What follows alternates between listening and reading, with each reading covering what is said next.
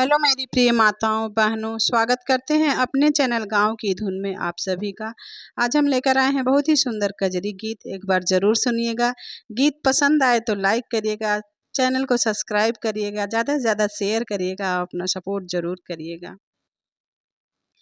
बगिया बोलली कोयलिया काली काली पिया अमवा की डाली पिया ना। बगिया बोलली कोयलिया काली काली पिया अमवा की डाली पिया ना। बगिया बोलली कोयलिया काली काली पिया अमवा की डाली पिया ना। अइले ससुरु हमारे लइके डोलिया कहाँ रे। अइले ससुरु हमारे लइके डोलिया कहाँ रे। हमारे अचरा उड़े लगोटा वाली पिया अमवा की डाली पिया ना। हमारे अचरा उड़े लगोटा वाली पिया अमवा की डाली पिया ना। बगिया बोलली कोयलिया काली काली पिया अमवा की डाली पिया ना। बगिया बोलली कोयलिया काली काली पिया अमवा की डाली पिया ना। अइले जेठ जी हमारे लइके डोलिया कहाँ रे। अइले जेठ जी हमारे लइके डोलिया कहाँ रे। हमर चूड़िया खन के लाली लाली पिया अमवा की डाली पिया ना। हमारे चूड़िया खन के लाली लाली पिया अमवा की डाली पिया ना। बगिया बोलली कोयलिया काली काली पिया अमवा की डाली पिया ना।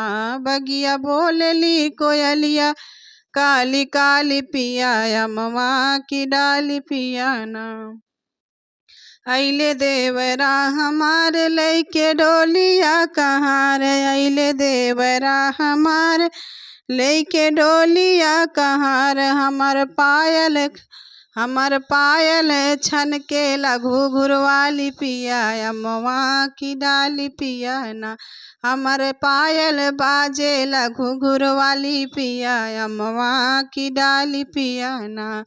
बगिया बोलली कोयलिया काली काली पिया अमवा की डाली पिया ना। बगिया बोलली कोयलिया काली काली पिया अमवा की डाली पिया ना। अइले सैया हमारे लइके डोलिया कहाँ रे। अइले सैया हमारे लइके डोलिया कहाँ रे। हमर दिलवा धड़केला हाली हाली पिया अमवा की डाली पिया ना। हमर दिलवा धड़केला हाली हाली पिया अमवा की डाली पिया ना।